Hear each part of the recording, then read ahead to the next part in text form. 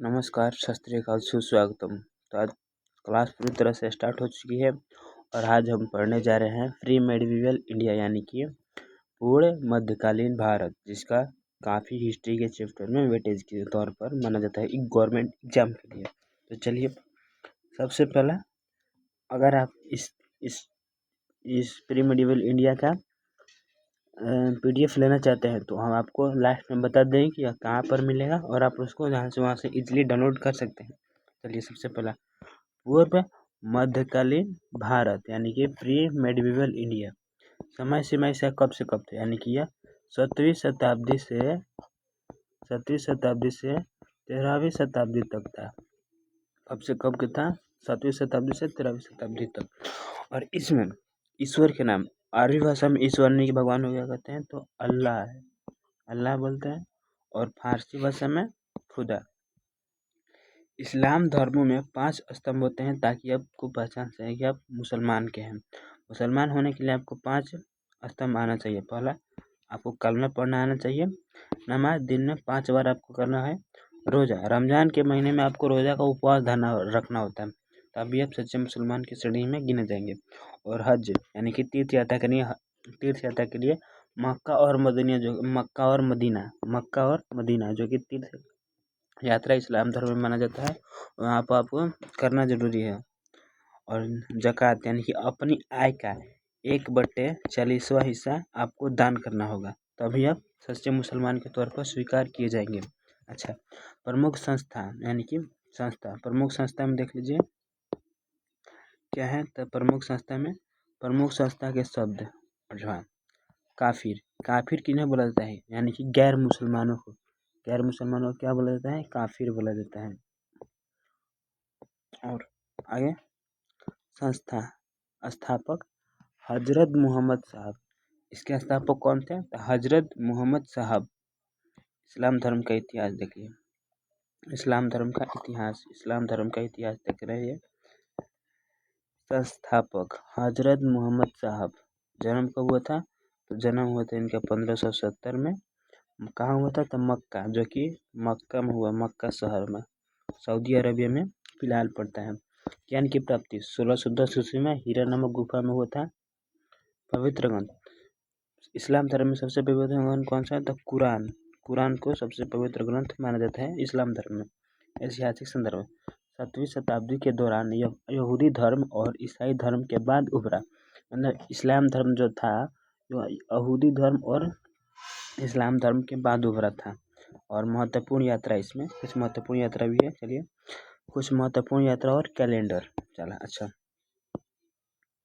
हजरत 1622 ईस्वी में हजरत मोहम्मद साहब मक्का से मदीना शिफ्ट हो गए, जो कि मक्का कहाँ पड़ता है? सऊदी अरेबिया में। और सऊदी अरेबिया में धीरे धीरे इस्लाम धर्म का प्रचार हो रहा था और बढ़ रहा था।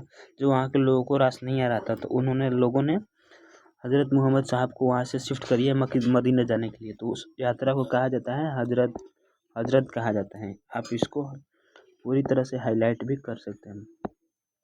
अच्छा, हजरत शबहत, इसी वर्ष 622 ईस्वी में मुस्लिम कैलेंडर हिजरत शबहत की शुरुआत हुई। इसकी शुरुआत कब से हुई? 622 ईस्वी में। तुलना के लिए अन्य शबहत कौन सा है? तो विक्रम शबहत 97 ईस्वी पूर्व से। और राष्ट्रीय शबहत यानी कि 78 ईस्वी से। खलीफा और उत्तराधिकारी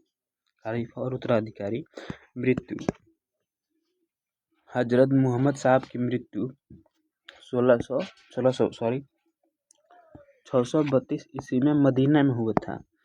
और खलीफा, उनकी मृत्यु के बाद उत्तराधिकारी को लेकर काफ़ी विवाद चला था। मतलब कि जब मरे थे तो उनकी गद्दी पर कौन बैठेगा, इसके लेकर काफ़ी विवाद चला था। इसके लिए प्रमुख 2 शाखा में विभाजित हो गए। पहला तो एक सुन्नी में, पहला शाखा में एक कौन था? तो सुन्नी था। और इसमें तीन लोग थे। सुन्नी इस्लाम धर्म दो हिस्से में बट गया था। एक सुन्नी में बट गया था और एक शिया में बटा था। शिया में इसमें 3 लोगों को चुना गया था, अबू बकर, उमर और उस्मान। इसमें 3 लोगों को चुना गया था। और शिया लोगों में उनके दामाद यानी कि हजरत मोहम्मद अली साहब के दामाद को चुना गया था, जिसमें अली दामाद थे उससे, उनके दामाद थे, उन्हें चुना गया था। इसी कारण उनमें काफ़ी विवाद चला कि कौन बनेगा उनका उत्तराधिकारी। अच्छा, मुहर्रम क्यों मनाया जाता है? अली के पुत्र हुसैन की शहादत के याद में मुहर्रम मनाया जाता है। मुहर्रम क्यों मनाया जाता है? तो अली के पुत्र हुसैन की याद में मनाया जाता है मुहर्रम। अरब आक्रमण और बिन कासिम, मोहम्मद बिन कासिम। चलिए इसको हम देखते हैं। अरब शासक हुआ, इसमें अरब का आक्रमण करने वाला सबसे पहले अरब आक्रमण और मोहम्मद बिन कासिम। ठीक है, प्रथम मुस्लिम आक्रमण मोहम्मद बिन कासिम भारत पर आक्रमण करने वाला पहला मुस्लिम शासक बना। सबसे पहले भारत पर मुस्लिम शासक आक्रमण करने वाला कौन था? तो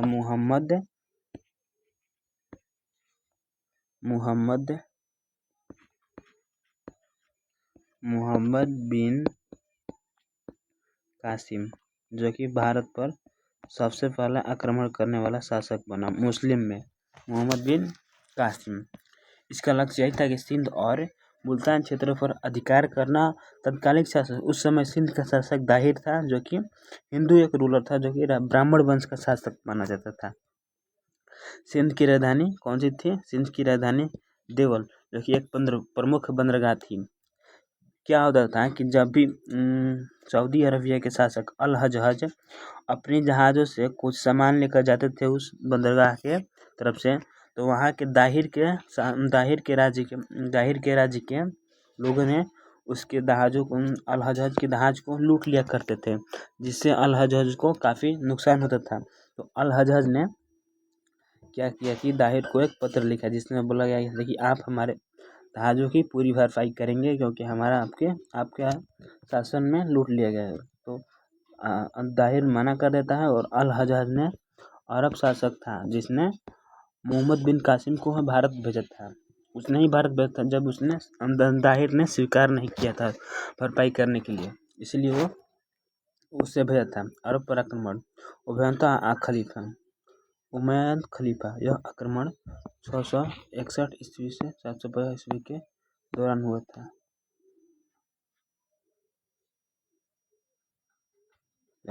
जब दमिश्क, सीरिया, उबरक और खलीफा का केंद्र था। गैर मुसलमानों द्वारा दिए जाने वाला कर, यानी कि गैर मुसलमानों द्वारा दिए जाने वाला कर, इसका दर था 1/2 प्लस में 2/3 चुकाना होता है, यानी कि अपवाद में। यह किन पर लागू नहीं होता है? तो यह ब्राह्मणों पर लागू नहीं होता है, विधवाओं पर भी लागू नहीं होता है, और विकलांग लोगों, 3 लोगों पर यह लागू नहीं होता है। पूरी तरह से 3 लोगों पर लागू नहीं होता है। अन्य अभिलेख से कुछ मिलता है। करबला का युद्ध कब हुआ था? तो 680 ईस्वी में हुआ था। कब हुआ था? तो 680 ईस्वी में करबला का युद्ध हुआ था।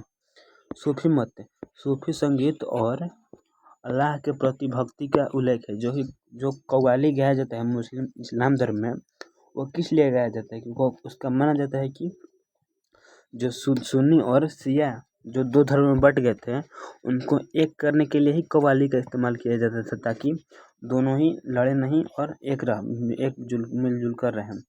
अरब प्रभाव और सिंध सिक्के, स्वर्ण सिक्के को दिरहम कहा जाता था, और पशु और खेती, अरब के माध्यम से अरबी घोड़े, खजूर की खेती और ऊँट का पालन सिंध क्षेत्रों में शुरुआत हुआ। जो हमारे क्षेत्र में देश में पशु हैं, अरब ऊँट है, खजूर की खेती होती है, और सबसे पहले कहाँ से आया था?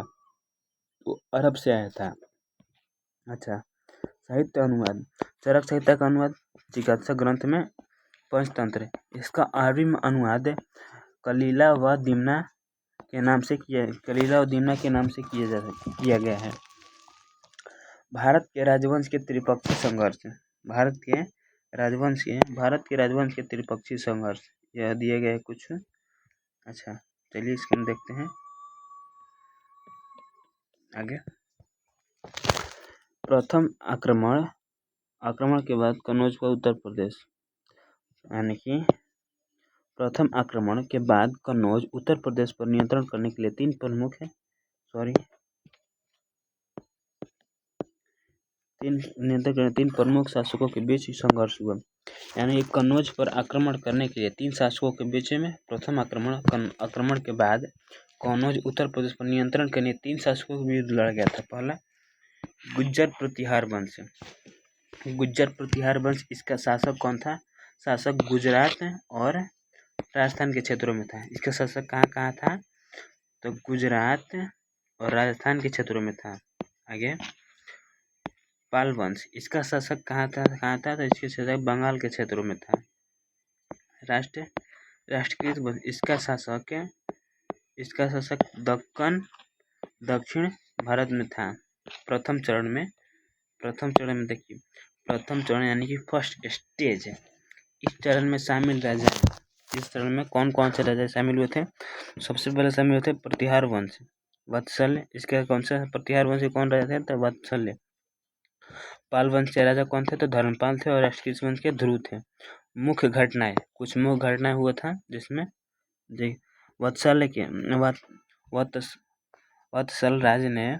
वत्सल राज ने धर्मपाल को हराया और कन्नौज पर कब्जा कर लिया। कौन?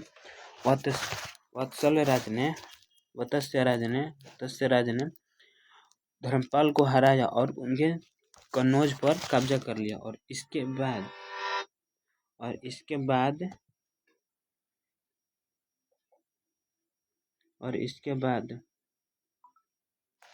बाद राष्ट्रकृत राजा ध्रुव ने वत्सल राज्य को पराजित किया और कन्नौज पर अधिकार कर लिया।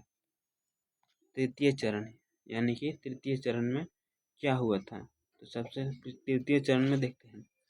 ध्रुव के दक्षिण लौटने के बाद धर्मपाल ने फिर से कन्नौज पर अधिकार कर लिया।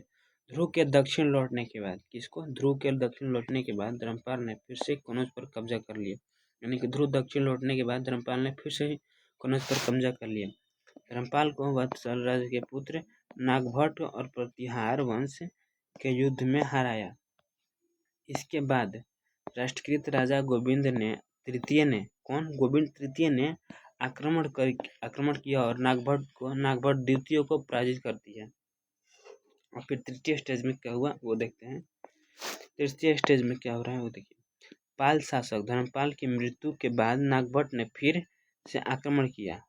पाल शासक धर्मपाल की जब मृत्यु हो गया तो फिर नागभट्ट द्वितीय ने फिर से आक्रमण किया और कन्नौज को जीत लिया। उसने कन्नौज को अपनी राजधानी बनाई। किसको राजधानी बनाई? तो कन्नौज को। कन्नौज कहाँ पड़ता था? उत्तर प्रदेश में पड़ता था ये कन्नौज। नोट, यह अभिलेख है कि पाल वंश का अंतिम शक्तिशाली शासक महिपाल था। सबसे शक्तिशाली शासक कौन था? महिपाल था। अच्छा, गुज्जर प्रतिहार राजवंश, यहाँ से कन्नौज का संघर्ष, प्रतिहारों के अंततः कन्नौज पर विजय की प्राप्ति और त्रिपक्षीय संघर्ष जीता। उन्होंने 9वीं शताब्दी से 10वीं शताब्दी तक शासन किया और उनकी उत्पत्ति उन्होंने अग्निकुल राजपूत माना जाता था। इनका मूल निवास गुजरात और दक्षिण पश्चिम राजस्थान में था। प्रथम उल्लेख, इसका प्रथम विवरण ऐहोल अभिलेख से मिला, जो कि चालुक्य वंश के राजा पुलकेशिन द्वितीय के संबंधित है। पौराणिक संबंध, प्रतिहार अभिलेख के अनुसार उन्हें भगवान श्री राम के भाई लक्ष्मण का वंशज माना जाता है। प्रतिहार शब्द का अर्थ होता है द्वारपाल। प्रतिहार शब्द का क्या होता है? और यहाँ से आपका इम्पोर्टेंट टॉपिक स्टार्ट हो जा रहा है। सबसे पहला क्या है? प्रमुख शासक पद कौन सा था और नाम, संस्थापक कौन से? हरिश्चंद्र थे। वास्तविक नाम क्या था? हरिश्चंद्र का नाम वास्तविक नाम नागभट्ट प्रथम। क्या नाम था इनका? नागभट्ट प्रथम। प्रथम महान शासक वत्सल राज, इनके समय में कन्नौज के लिए त्रिपक्षीय संघर्ष शुरू हुआ था। यानी कि तीन शासकों के बीच युद्ध लड़ा गया था। प्रथम प्रतिहार शासक ने जिन्हें सम्राट की उपाधि धारण की थी। प्रथम प्रतिहार शासक ने जिन्होंने सम्राट की उपाधि धारण की थी। सबसे प्रभावती महान शासक महिभोज था। कनौर का गढ़वाला वंश। समयकाल 11वीं शताब्दी से 12वीं शताब्दी। इसकी राजधानी क्या है? तो इसकी राजधानी कन्नौर है। कन्नौर का गढ़वाला वंश है। गढ़वाला वंश। समयकाल 11वीं शताब्दी से 12वीं शताब्दी। कन्नौज। पदाधिकारी महाधिकारी राज। प्रमुख शासक तथा तथ्य चंद्रदेव। इन्हें काशी नरेश भी कहा जाता था क्योंकि इनका अधिकार वाराणसी क्षेत्रों तक फैला था। इनका अधिकार कहाँ था फैला था? चंद्रदेव। इन्हें काशी नरेश के भी नाम से जाना जाता था क्योंकि इनका अधिकार वाराणसी क्षेत्र तक फैला था, इसलिए इनको नरेश की उपाधि धारण की गई थी। मदनपाल। इनके शासक के दौरान तुर्कों ने आक्रमण कर इन्हें बंदी बना लिया था। मदनपाल को इनके शासनकाल के दौरान ही तुर्कों ने आक्रमण करके इनके बंदी बना लिया था और इनके पुत्र गोविंद चंद्र ने इन्हें मुक्त कराया था। कौन इनको मुक्त कराया था? तो गोविंद चंद्र ने, जो कि इनके पुत्र थे, उन्होंने ही इन्हें मुक्त कराया था। अच्छा, गोविंद चंद्र भाई कौन थे? उन्होंने क्या किया था? तो उनका भी हम आगे देख रहे हैं। गोविंद चंद्र के हैं गढ़वाला वंश के सबसे शक्तिशाली शासक थे। गढ़वाला वंश के कौन से सबसे शक्तिशाली शासक थे? इनका उपाधि विद्या विचार वाचस्पति। जयचंद अंतिम शासक थे। इनकी पुत्री का नाम था संयोगिता। जयचंद संयोगिता। महत्वपूर्ण युद्ध। तराइन का द्वितीय युद्ध। यह युद्ध मोहम्मद गौरी जीता। यह युद्ध कौन जीता? तराइन का द्वितीय युद्ध में कौन जीता? मोहम्मद गौरी। तराइन का द्वितीय युद्ध कब लड़ा था? तो 1192 में लड़ा गया था युद्ध। यह किसके बीच लड़ गया था? मोहम्मद गौरी और पृथ्वीराज चौहान के बीच में ये लड़ा गया था, जिसमें पृथ्वीराज चौहान की हार हुई थी और मोहम्मद गौरी की जीत हुई थी। इसमें बेसिकली हुआ क्या था? जो पृथ्वीराज चौहान था वो क्या करता था ना कि इससे संयोगिता से वो बहुत प्रेम करता था। तो यही बात जयचंद्र को पसंद नहीं थी और पृथ्वीराज चौहान ने इसको उसके महल से उठा लिया था। तो फिर जयचंद्र ने क्या किया? जयचंद्र ने मिलकर मोहम्मद बिन गौरी का साथ दिया और फिर पृथ्वीराज चौहान को मारने के लिए। इसमें मोहम्मद गौरी की जीत हुई और जयचंद्र ने गौरी की सहायता की थी। किसने सहायता की थी? जयचंद्र ने। जयचंद्र के पुत्र से कौन प्रेम विवाह किया था? तो पृथ्वीराज चौहान, जो कि जयचंद्र को पसंद नहीं थी। चंदावल का द्वितीय युद्ध कब लड़ा गया था? 1194 में। यह युद्ध मोहम्मद गौरी जीता। यह भी युद्ध कौन जीता? मोहम्मद गौरी और जयचंद्र के बीच हुआ था। उस वक्त जयचंद्र इसका साथ दे रहा था, लेकिन अभी इसका साथ उसके बीच में लड़ गया था, जिसके मोहम्मद गौरी जीता और जयचंद्र मारा गया। चौहान वंश। चौहान डायनेस्टी क्षेत्र। वह वंश प्रमुख रूप से दिल्ली और अजमेर के संभव क्षेत्र से संबंधित था। उत्पत्ति 17वीं शताब्दी में अजमेर और सांभर के पास शंखवारी क्षेत्र था। संस्थापक कौन था? वासुदेव। प्रमुख स्रोत। विग्रहवंश द्वितीय का हर्ष और प्रमुख अभिलेख। सोमेश्वर का बिजोला का प्रस्ताव अभिलेख। प्रमुख ऐतिहासिक स्रोत तथा तथ्य। प्रारंभिक स्थिति में शुरुआत में चौहान प्रतिहारों के संगत समांतर हुआ करते थे।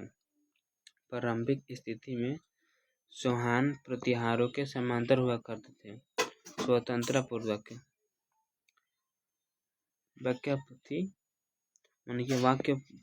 वाक्यपतिराज ने स्वयं को प्रतिहार से स्वतंत्र घोषित कर लिया था। वाक्यपतिहार जो था, जो स्वतंत्र वह प्रतिहारों से स्वतंत्र घोषित कर लिया था। अजमेर की स्थापना। अजयराज ने अजमेर शहर की स्थापना की थी। अजमेर शहर की स्थापना किसने की थी? तो अजयराज ने। किसने किया था? तो अजय। किसके नाम पर किया गया था? तो अजय नाम पर किया गया था। अजय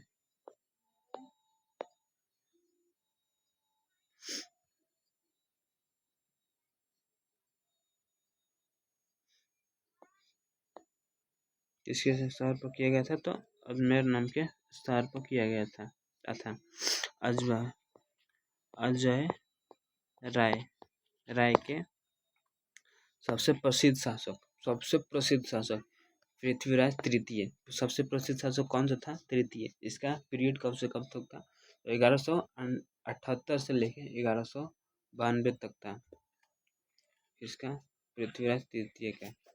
इन्हें राजपितौर के नाम से भी जाना जाता है। किन्हें राजपितौर के नाम से जाना जाता है? पृथ्वीराज तृतीय को। फर्स्ट तराइन का युद्ध कब लड़ा गया था? तो फर्स्ट तराइन का युद्ध लड़ा था 1192 में, और दूसरा था जो 1194 में। और पृथ्वीराज तृतीय का पीरियड कब से था? तो 1178 से 1192 तक में था। इन्हें सोमेश्वर के पुत्र थे। ये सोमेश्वर के पुत्र थे। चौहान वंश के अंतिम शासक, सबसे महान शासक माने जाते थे। चौहान वंश का सबसे अंतिम शासक कौन सा था? तो पृथ्वीराज तृतीय। 1182 में इन्हें चंदेल शासक प्रमदीवेश को पराजित किया, और दरबारी कवि चंद्रदरबाई इन्होंने महाकाव्य पृथ्वीराज चौहान रासो को लिखा। पृथ्वीराज चौहान महाकाव्य रासो किसने लिखा था? चंद्रबरदाई ने। तराइन का प्रथम युद्ध 1191 में लड़ा गया था। द्वितीय कब लड़ा गया था? 1192 में। पृथ्वीराज चौहान ने मोहम्मद गौरी को हराया। इसमें प्रथम में, लेकिन द्वितीय में वो हार गया था। और तराइन का द्वितीय युद्ध 1192 में मोहम्मद गौरी और पृथ्वीराज चौहान को हराया। मोहम्मद गौरी ने पृथ्वीराज चौहान को हराया था। ठीक है। 1192 में भारत में मुस्लिम शासक की स्थापना। 1192 में मुस्लिम शासकों की स्थापना हुई थी। कब हुई थी? 1192 में हुआ था मुस्लिम शासकों की स्थापना। अच्छा, ये क्या था? चंदेल वंश का। इनका राजधानी कहाँ से कहाँ तक था? इनका राजधानी खजुराहो है। इनका राजधानी कहाँ है? तो इनका राजधानी है खजुराहो इनकी राजधानी पड़ती है, जिसके संस्थापक कौन थे? अनुत्र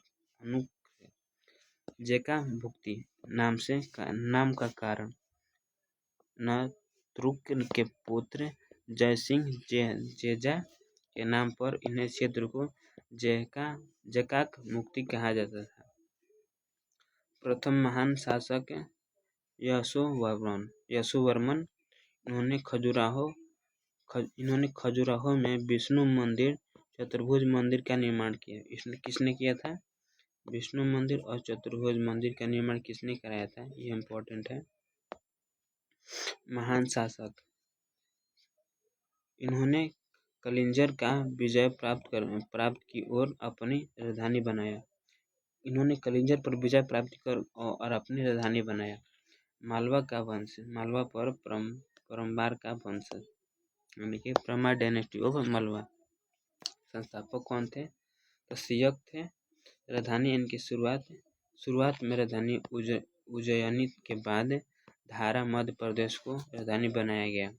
महान शासक राजा भोज। इनका राजा भोज, यानी कि इनका पीरियड कब से कब था?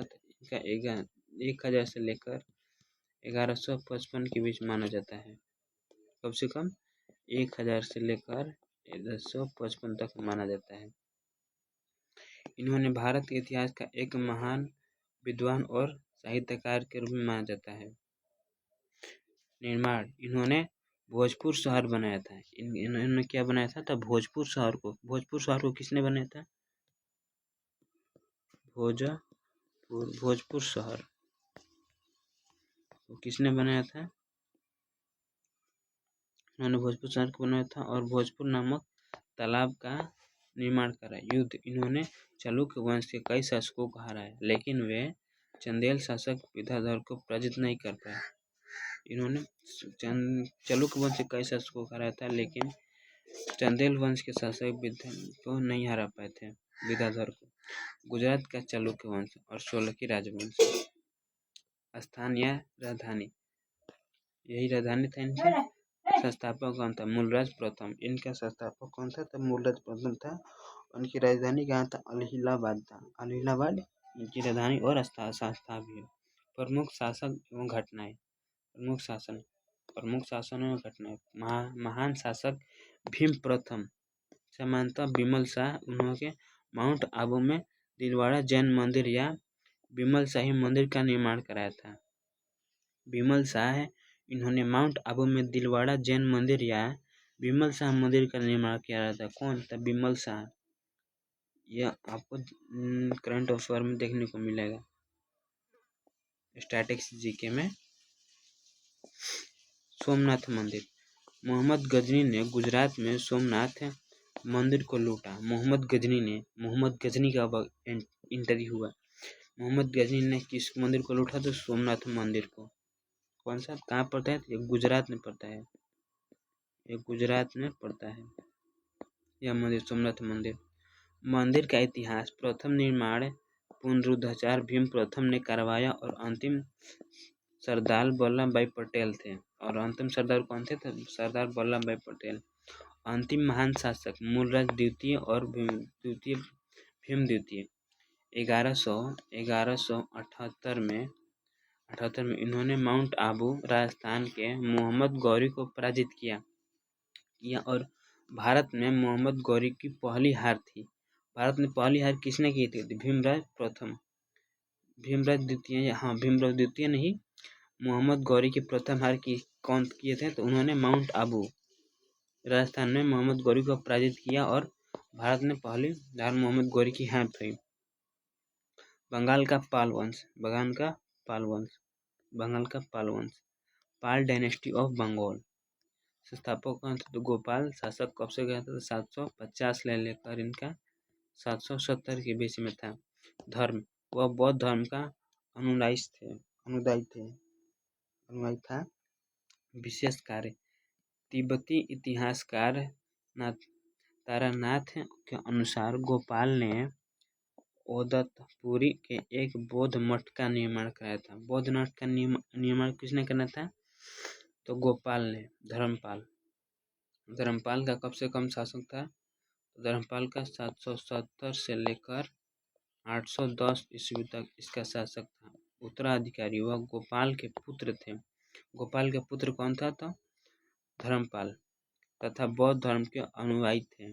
उपलब्धियां। इन्होंने विक्रमशिला विश्वविद्यालय की स्थापना की और इनके लिए लगभग 200 गांव दान दिए गए। इन्होंने विक्रमशिला का निर्माण कराया था, विद्यालय की स्थापना की और उन्होंने लगभग 200 गांव दान दिए। उन्होंने विक्रमशिला में बौद्ध विहारों का निर्माण कराया। इनके दरबार में प्रसिद्ध बौद्ध लेख हरिभट्ट रहते थे। त्रिपक्षीय संघर्ष। कनौज के लिए हुए संघर्ष में वे प्रतिहार शासक वत्सल राज ने और राष्ट्रीय शासक ध्रुव को पराजित हुए थे। देवपाल उत्तराधिकारी धर्म के पुत्र था। उपलब्धि, उन्होंने प्रतिहार शासक महिभोज को हराया था। किसको हराया था? तो महिभोज को। राजधानी, इनकी राजधानी मुंगेर थी। इनकी राजधानी कौन सी थी? तो मुंगेर। उपलब्धि, इन्होंने परमसौगात की उपाधि धारण की थी। परमसौगात की उपाधि कौन धारण की थी? तो ये धर्मपाल के पुत्र थे। परमसौगात, मुंगेर इनकी राजधानी थी।